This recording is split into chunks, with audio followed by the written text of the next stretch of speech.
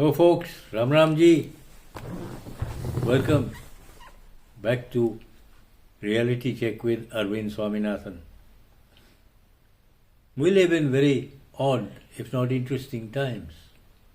I've said often, the Congress party is a Muslim party under a non-Muslim sounding name. I think after today there won't be any doubt. You see, this coming election in Maharashtra, the Jamiat Ulema board has made 15 or 16 or demands to the MVA, that means the NCP, the Congress, Uddhav Thackeray element of Shiv Sena, and the SV and so on, all of them. That particular India alliance has agreed to them. Yes, we will implement this. And some of the major demands of these people, these ulema, is one, all Muslims in prisons are to be released unconditionally and all charges against them are to be dropped. Which means whether it's murder, rape, arson, gun running, rioting, damaging public property, smuggling, anything against Muslims, they must be dropped. I mean, what kind of nonsense is this? I mean, this is just plain, you must be allowed to loot, pillage and plunder without any recrimination. Then 30% of the Maharashtra police force must be Muslims. Yeah? What for? Why? 500 Muslims must be inducted into the Maharashtra government offices as office bearers. What kind of nonsense? I mean, what's happening? Add to it a whole lot of other things, like what's the other one? Yes. 10% reservations for Muslims in all sorts of, wherever it is applicable. Now, the Congress government keeps screaming about, the Dalits have been downtrodden. And how is this particular India alliance going to get these reservations for Muslims? They're going to do away with all reservations which were meant for SC, the scheduled castes, scheduled tribes, Adivasis and so on. They will go, and all those reservations will now be given to Muslims. Now this, again, is as diabolical as the Waqf Act 1995. Why? This is a direct order to all scheduled castes, scheduled tribes, Adivasis, tribals and so on, and Dalits. If you want government help, if you want to come up, convert to Islam. Otherwise all your stops, all your reservations, everything will be cut off. This is the direct order. This is plain speaking. This is what the Congress is trying to put in. Now this is no longer appeasement. This is handing the state over to Muslims. They can do anything they like. They can get reservations. They can get away with anything. In this case, even murder. How can you allow such a thing and then say, no, we are secular? You see, when the Congress says Muslims must unite, that's being secular. But when the BJP says Hindus must unite and come together, that's called division. That's called dividing India. That's called communalism. I mean, what is this? What's going on? Are the people of this country so stupid that they actually believe this? Quite apart from anything else, very few people, certainly Hindus, don't know about this. The Congress symbol, the hand. That is the hand and the 5 fingers. The only thing which Hazrat Imam Hussain said you can use. Why? The worship of any images is not permitted under Islam. But this is. Do we need any more proof that this is a Muslim party? And in the light of all this, now remember what I had warned of 2 years ago, that Waqf Act 1995 has given Muslims or the Waqf board the right to take over every square inch of land in India. And now there are people who come forward and said, yes, every inch of land in India belongs to the Waqf. Where do we go? As I said before, another way of conversion or looting. How? Well, if your property is declared Waqf property, what happens? They come and tell you, okay, if they think you have money, pay us rent, then you can stay. If you can't, please leave. But where will we go? Okay, you can't pay, you don't want to leave, convert to Islam. Is there a fourth choice? No. Unless you think being killed is a choice.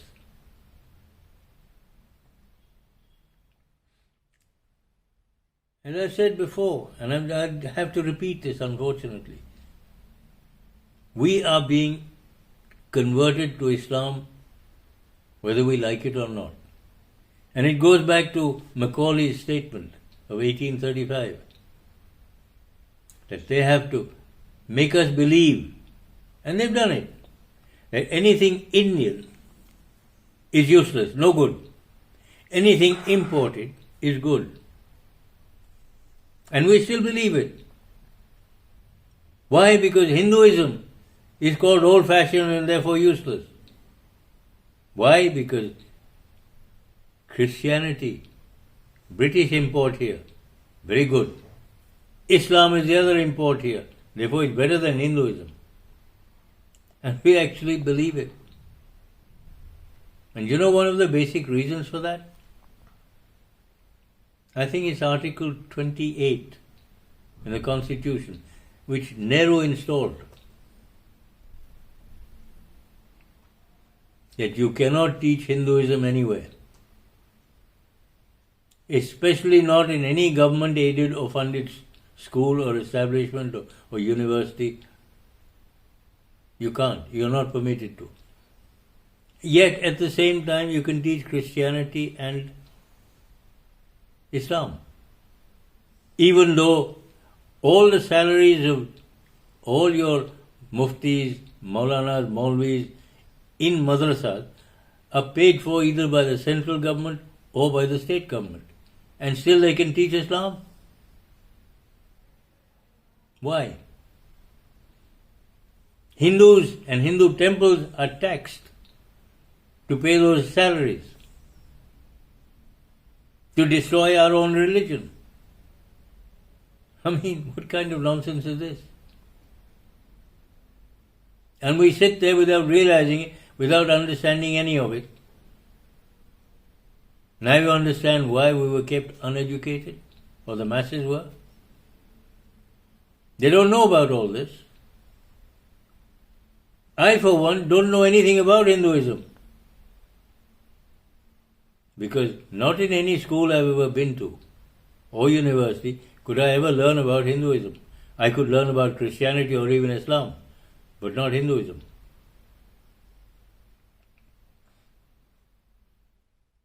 And we still get people. I was brought up with this.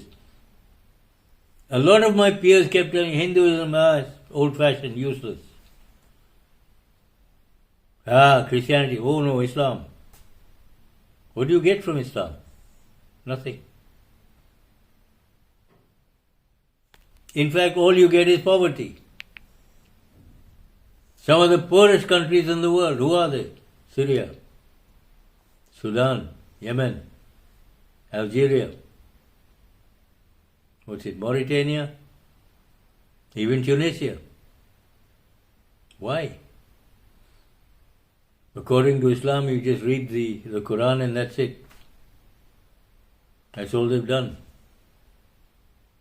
Islamic or Arab culture, which is where that Middle Eastern region, what did it entail?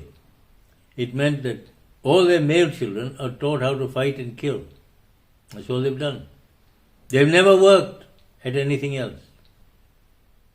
All they've done is, so-and-so next door has a lot of money, he's done a lot of good things and so on. Go there, kill him and take all that he has. Bring it back here. That has been their wealth. They've pillaged, plundered and looted India for centuries and taken a lot of it back. And we're still here, and we still don't join hands and say, no, this is not good enough. We're still totally divided because they keep us divided. And this caste system from Rahul Gandhi, this caste census, is another attempt to divide Hindus. Anybody who doesn't understand this, well, he better either grow up, get educated, or just leave, or convert to Islam or Christianity or anything else. Because there's no other alternative. It sickens me and saddens me too that in this day and age such things continue. Aided and abetted, not only by people here, but also from people from abroad. I said in my previous video, George Soros and his Christian nation in northeastern India. What do you think is happening there? Why? You see, his drug business in Colombia is being given a beating. The authorities, the anti-narcotics organizations in the US, in Colombia and Mexico and Venezuela, they're going down, clamping down very hard on them. So they're trying to move their drug production and distribution base somewhere else. Where? Northeastern states of India, part of Myanmar, and a good chunk of Bangladesh. You remember the recent upheaval in Bangladesh and takeover? Who they have at the top? A nobody. Plus the Islamic people, the Jamiat Islami. They're literally trying to take over Bangladesh. The result, not just from today, this has been going on for a long time. 1 in 3 Bangladeshi is in India. Why? He knows there is no future there. So why did he demand a Bangladesh in the first place? A Bangladesh was beginning to take off, has been finished by this upheaval. Because now your Islamic clerics take over. You know what that means. All you do is say prayers 5 times a day, and that's it. Read the Quran and nothing else.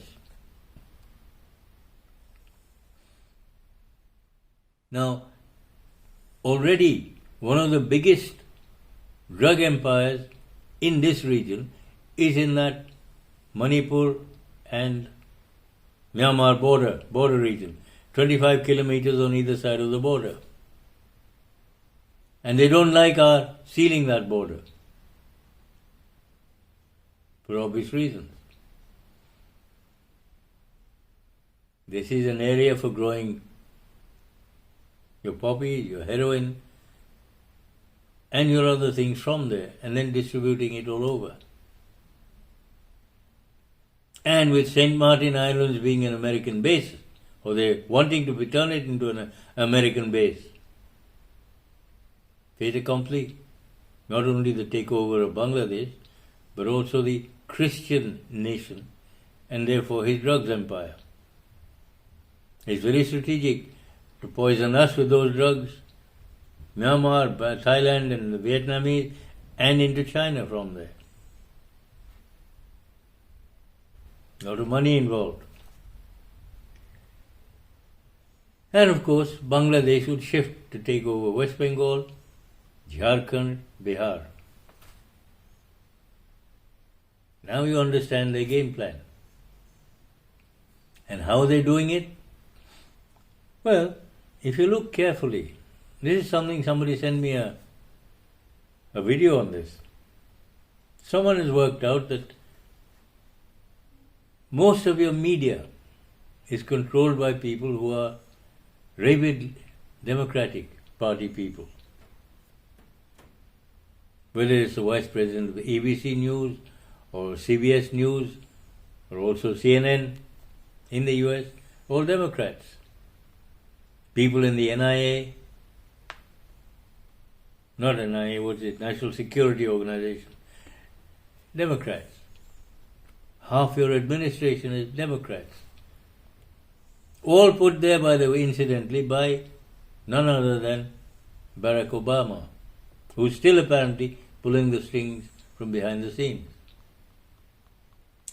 All these, or most of them, are close friends of George Soros. How you get the connection? There's pressure also on George Soros to move his operations from Colombia somewhere else. He's doing it with a lot of help from the US government. And with Trump coming, the Republicans are going to change that, I hope. Which is why so much has been happening. Now coming back to India. In recent times, you remember I warned that the Waqf Board would claim every square inch of land in India. They've begun to do it. Even more so because they believe that the Waqf Act 1995 is going to be amended drastically to curb their powers to a very much lower level. They can't claim just about any piece of land.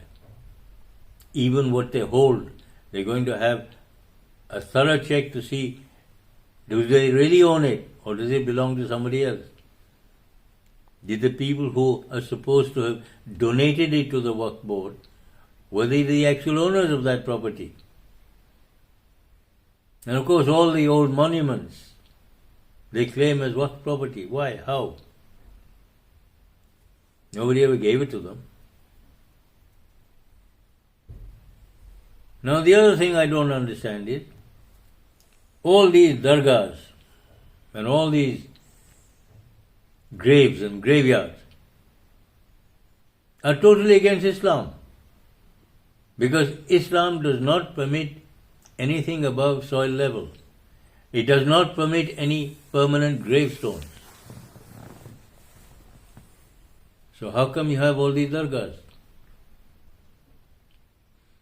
They're all illegal, they're all money-making businesses.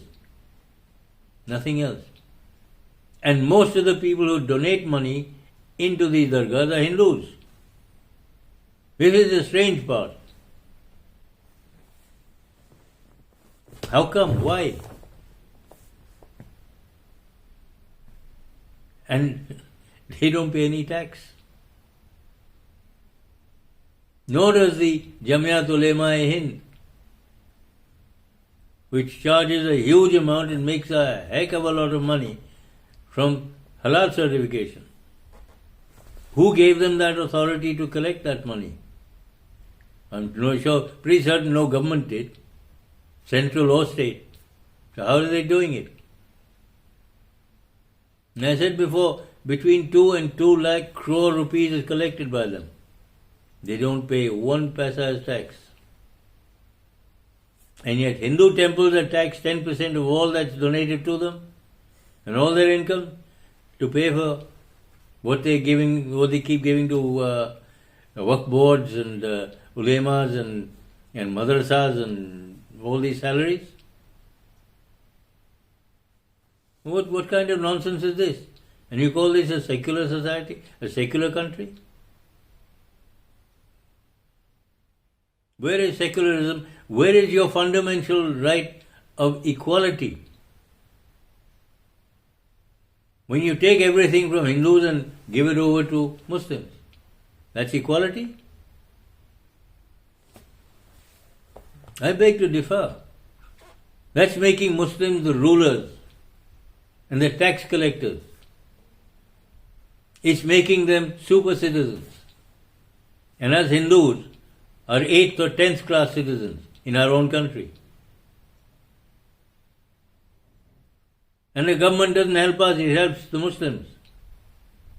Even Christians get some benefits. We don't. We just pay taxes.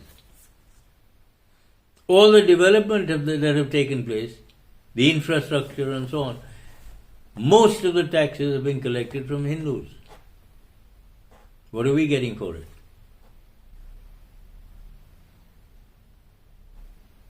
Is this what you call equality? Now recently Rahul Gandhi goes into one of these Congress meetings, distributes constitution, copies of the constitution. They open it and it's blank. Nothing, only blank pages. Maybe it gives you an insight into Congress beliefs. That there is no such thing as a constitution except what they say it is.